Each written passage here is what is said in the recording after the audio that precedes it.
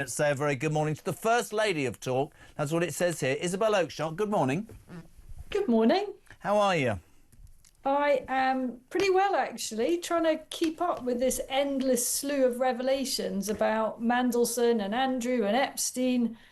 Wow. Let's start with Mandelson. I just want to play you a clip. When asked by Laura Kunsberg why he hadn't been more aware of the depraved sexual activities taking place on his island, this is what he said, Isabel Oakeshott. Possibly some people will think because that I'm a gay man, I was sort of insensitised or I wasn't attuned to what was going on. I don't really accept that. I think the issue is that because I was a gay man in his circle, I was kept separate from what he was doing in the sexual side of his life. Yes, so much so that on the front of every paper today, he stood in his white underpants, Isabel Oakeshott, with a scantily clad woman. He's some piece of work, isn't he? I mean, he really is. I mean, that is just so disingenuous as to be laughable, trying to use his sexuality as some kind of cover for this. I mean, I don't know about what kind of house parties you go to, Jeremy. I certainly don't go to any where it's normal for anyone to walk around in their pants. I don't think the vast majority of people behave in that manner. And the idea that someone as intelligent as Mandelson couldn't see what was going on before his very eyes is completely and utterly ludicrous. And this man is clearly so broken by, or rather maybe he isn't broken. There's still that streak of arrogance there, isn't there? But the arrogance seems to have blinded him to the fact that we can see what went on here. All of us can see, and there is no point in him continuing to peddle these falsehoods. Couldn't agree more. And then you look at the political situation, of course. You look at the fact that, and I'll keep saying this for a reason, this was a man who was originally sacked from the cabinet for a fraudulent mortgage claim after a loan from a fellow Tory MP, Jeffrey Robinson. Went to the wilderness for a couple of years, still obviously massively influential. Brought back by Blair as the Northern Ireland Secretary, had to resign again because he got passports issued for his dodgy business associates from India. Then the most shocking thing is, and on screen, Gordon Brown, and I'm going to say something you might disagree with. I didn't agree with much of Gordon Brown, but I think there's integrity there. Whether he was under pressure to bring him back, I don't know. But Gordon Brown, 5 months ago, contacted the Cabinet Office 5 months ago and said, I've got real reservations about what Mandelson was up to at that time. They ignored him. Starmer, also presumably ignoring any advice, brought him back as the US ambassador, the UK ambassador to America. How much has he got?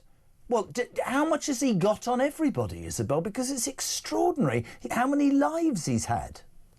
It is absolutely extraordinary. I couldn't believe it when he was brought back. You know, you can't just keep making the same political misjudgments again and again. Mandelson, as you've just outlined there, had already not once but twice proven himself a total political liability, and yet Keir Starmer went for it a third time. Just unbelievable. But there's something else, and it's an important thing that I want to share with you this morning, Jeremy. So the political side of what's happened has moved to a possible police investigation into the leaking of sensitive market information by Mandelson to Jeffrey Epstein at the time of the financial crisis. Now, this prompted me to remember that some years ago, I obtained a cache of private emails between Prince Andrew and a number of people. And within those emails, it is clear that Prince Andrew was also leaking sensitive market information to people who could benefit from that information, private friends of his. So how far did this go? You know, Andrew, Epstein, Mandelson, all obtaining information that was sensitive and using it for their own benefit. This is a much wider scandal. And once again, Prince Andrew's fingerprints are all over it. For me, you make a really interesting point, and I am not defending Andrew at all. I think he's an entitled lowlife who has got or is about to get his just desserts, and I wouldn't be surprised if he didn't end up in prison. And I absolutely mean that. I feel sorry to a degree for his daughters, but I want to bring it back to Epstein. And it was really interesting in the Mail on Sunday, the weekend, and they were talking about, I mean, you'd read it and you'd think this is conspiratorial. They say that Epstein was the front for a KGB honey trap conspiracy, if you like, where he would, through all of this money and all of these contacts, because God knows where he got his money from, he would spend his life procuring important people and feeding them information or getting stuff off them. Presidents, because let's not forget, Donald Trump was mentioned 3,000 times in those latest emails. The Clintons have overnight agreed to testify. You've got Bill Gates, you've got Elon Musk. It's extraordinary the power, the influence this man had. The one thing the viewers and listeners have said this morning, though, Isabel, is they demand that this isn't a cover-up. But you look at the grooming gangs inquiry and you don't hold out much hope, do you? Because the establishment always seems to look out for itself in the end, doesn't it? Well, I don't know about that. I mean, I don't think there can be any cover-up. It's all out there, isn't it? In extraordinary, lurid technicolor. You know, nothing is being covered up. That is the shocking aspect of this, that all these thousands of emails and images are being released, and we are seeing behind the scenes and some pretty distasteful at best goings on. You know, what Epstein was a master networker at the highest level. You know, you see him greasing around in Davos with entitled people, with royalty, with presidents, with prime ministers, and it's beyond murky. You know, these suggestions of involvements with Mossad and so on. Oh yes, and then there was a mentioning of Putin and potential meetings with Putin and Russian assets. You kind of couldn't make this, well, you really couldn't make it up. If you did, no one would believe it would remotely be possible to have such an entangled web. And then there's a whole thing of, did he really die? Did he really commit suicide? I'm not sure that that's such a conspiracy either, when you see the scale of what's gone on. Where does it end? Quite a direct question, loads to talk to you about. Does Lord Mandelson, when stripped, not into his underpants, when stripped of his title, does he go to prison? Well, leaking market-sensitive information is actually a criminal offence if you're in a, government position. Life sentence. I struggle to see that. It's quite unusual for so-called white-collar crime to carry that kind of punishment. But let's not forget how unusual it is to be stripped of a peerage. And I can't actually, it's really difficult. You know, it actually requires, I think, sort of legislation. I can't think of a case. There's been plenty of cases where there have been calls for people to be stripped of a peerage. I'm thinking of Michelle Mone, so-called Baroness Bra, with all those allegations of corruption in relation to COVID contracts. She's still a baroness. She's still a member of the House of Lords. So it's highly unusual. And this would be an immense public shaming. Not that he really needs any more shame. It's does he already go? Does he go to jail? Yes or no? Do you think? I don't think so. Does Andrew go to jail? I don't think so. I'm sure no in Andrew's case. Although, this story is so wild.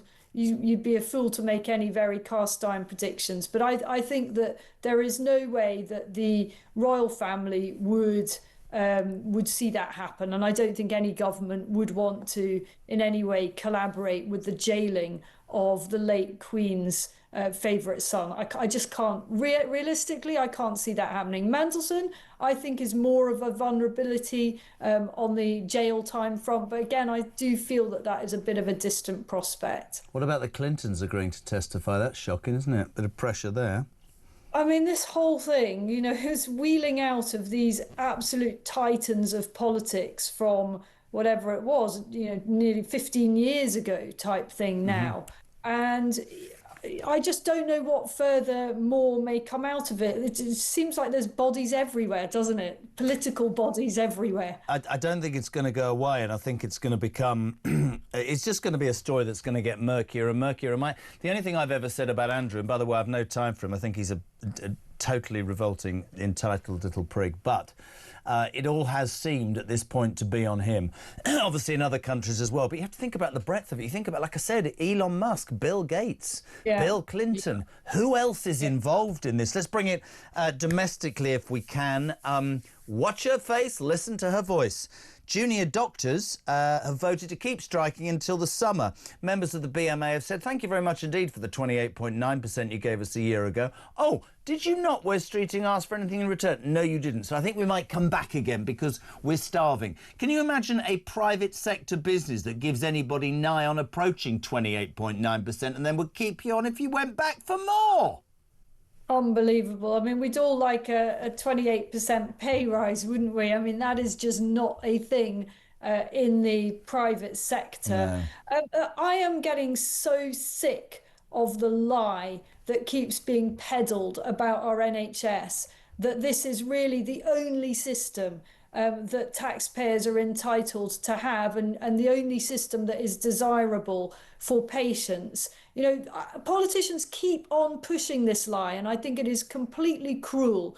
Every single day, there are tragic and shocking examples of appalling care on the NHS, and part of that is exacerbated by the behaviour of those healthcare professionals that see fit to go on strike. Every day, of course, there are also examples of wonderful care on the NHS, but that isn't good enough. Why should it be a lottery the whole time and pity the patients that go into hospitals needing urgent treatment, and then there are not enough doctors? There aren't enough at the best of times, but if we've got doctors standing out on picket lines, that just makes a bad situation very much worse. There's always been support for the they like to be called resident doctors, although they're never there.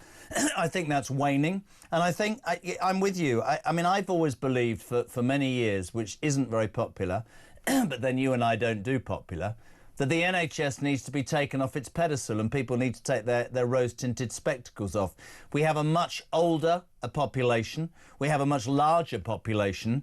We unfortunately seem to offer service to anybody who comes to this country or any bugger who hasn't paid into it, to the detriment of people who have. And I think it's, you know, you always hear the argument, don't you, Isabel, about, oh, it gets too much money and it's about DEI. I think they need to start again and knock it off its pedestal. The concept's fantastic. It doesn't damn well work. There are too many stories of people missing out. And I had one personally. My eldest daughter was telling me her father-in-law was rushed in the other day. Her